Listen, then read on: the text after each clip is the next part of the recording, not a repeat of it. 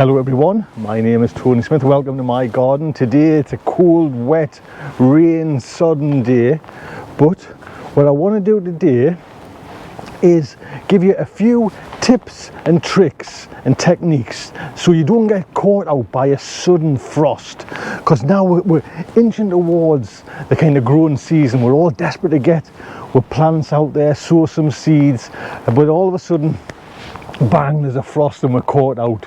So I'm going to try and give you some little bits of advice and tips and tricks. So like I mentioned, my name is Tony Smith, and do think about subscribing to the channel. Just hit the subscribe button, and it costs nothing to cost, but it'll give you like the heads up when I release new videos. And hit the thumbs up as well, that'll be fantastic. So your first little bit of advice is check your first and your last frost dates. That's always good. I'll put a link to the website I use, and it just means it's giving you some sort of kind of ballpark figure. Up here in the northeast of England, we're probably the second week of May. Do you know what I mean? So we can still get frosts, although you're having lovely warm days. You know, you still get that cold snap. And somewhere, you know, in the kind of middle England, you know, you could still be running into June with like a very late frost. And all it takes, you know, is to have your kind of your pepper plants out, your tomato plants, and they've been knocked. And once they get knocked, they'll still grow, but they aren't going to be as good at all. So check your last and first frost dates. Like I say, a link below in the notes. So there's a lot of veg I don't mind, you know, a cold snap. You know, I've had, like I say, I've had these broad beans grown.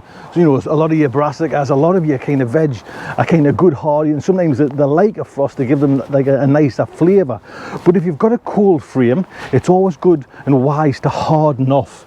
So there's my little cold frame there, and it's always just wise just to kind of put them in there, just give them like a week or so of getting used to like a really cold weather. But even coming in, you know, like a greenhouse, a polytunnel is just as good to harden plants off. You know, the ones that can kind of you know, like stand a little bit of cold, just harden them off, but bring them into like a polytunnel. So you've also got like little mini cloches. Now I use these for like seedlings. Now yes, seedlings you need to have a warmer temperature for germination, but once they're up and away, you know, you can just put like a little cover on like that, and they're away, they're doing fine, they're protected. You know, some plants don't need total protection. Some do, which we'll get to, but some you can get away with just this in a polytunnel and they'll be fine. And again, we've had these for years, you know what I mean? These are just like single plant little plastic cloches, and just pop them over, and they're not going to stop like a huge frost, but they're just going to give that tiny little bit of protection just on the, you know, the -1 or the 0 degrees, you know, where a plant could get knocked. There's just that little bit of protection that you need. Now I was told this tip a couple of years ago, and I think it's a great one. Just underneath everything, just put, you know, in its early stages of the season, put some polystyrene on your seedling trays, and you can just feel the warmth. You know, it's a cold day today, but I can just feel the warmth there. And if I just whiz you around, you can see even the chit and the potatoes.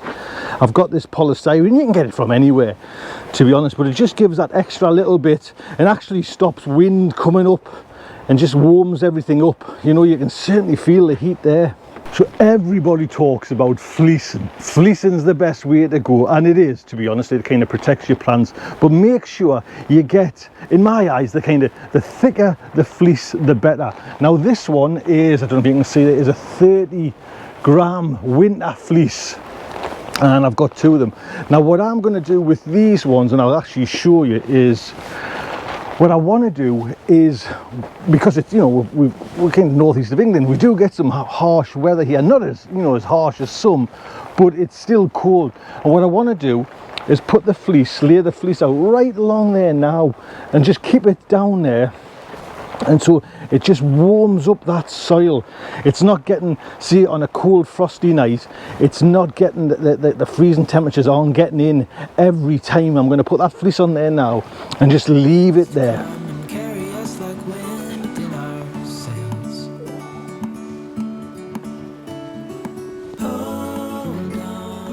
There you go then. I mean, it doesn't have to be anything startling, but you know, I mean, I've actually doubled it over as well, so in theory there's 60 grams worth of protection there.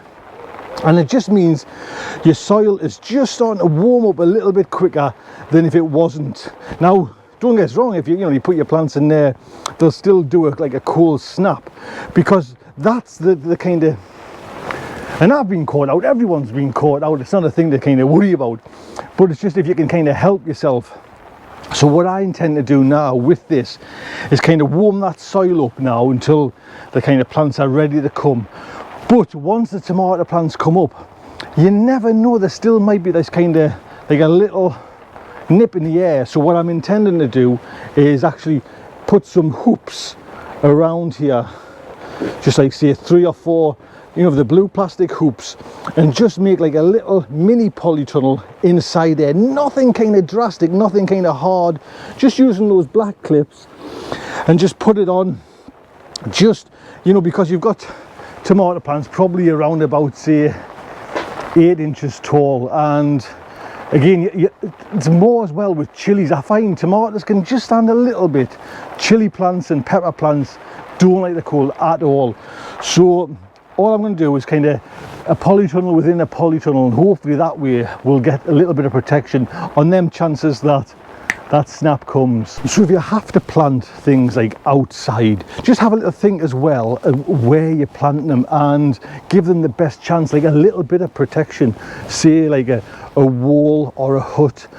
Plants will do a lot better with a little bit of protection than out, say, in the middle of a kind of an open bed like that. At least if you put plants behind, next to a hut or behind a wall, they've got some chance of surviving. So I'm just going to show you this one as an example. This is a red currant bush, and it's been through the kind of the worst of the winter, so we're all right. But sometimes you can just individually, the beginning of the winter, like wrap those in fleece. But make sure, like a top tip here, is to wrap it right around the kind of keeping the soil wrapped as well, so the heat from the soil can come up and help the plant. Don't wrap the fleece around, like say the wooden stem. Take it right around, a good foot around, so the whole thing is enclosed in. Now another little tip, and it gets overlooked quite often, is watering, because it stands to reason. You don't want to kind of water when there's a frost around, but the plants need water. So try and, it's a balancing act, don't get us wrong, it's a balancing act, but you water a plant say late at night, them roots are going to get frozen. So try and water them dinner time, so it gives enough time for the plant to absorb the water, and it's gone for the kind of the imminent frost, if there is going to be one. Now you might think this next one's strange, but a lot of gardeners do it. Bring your plants home with you. If there's a frost and you can, get your plants, pick them up, bring them in the house. That one is a surefire. There's a lot of gardeners will do that, especially like say if you've got them in little plant pots, you can put them in a tray, put them in the back of your car, take them home, protect them overnight, and then bring them back out for the day, because through the day the sun shines there, the light's there, the plants need that. But if you can bring them back and forwards in the house, it might sound a little bit strange, but it's a one that there's a lot of gardeners do.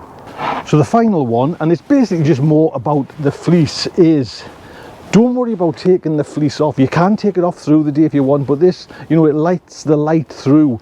So if there's not a desperate need to get back up to the garden, if you're fleeced overnight for the night, for outside for the frosts, you can leave it on.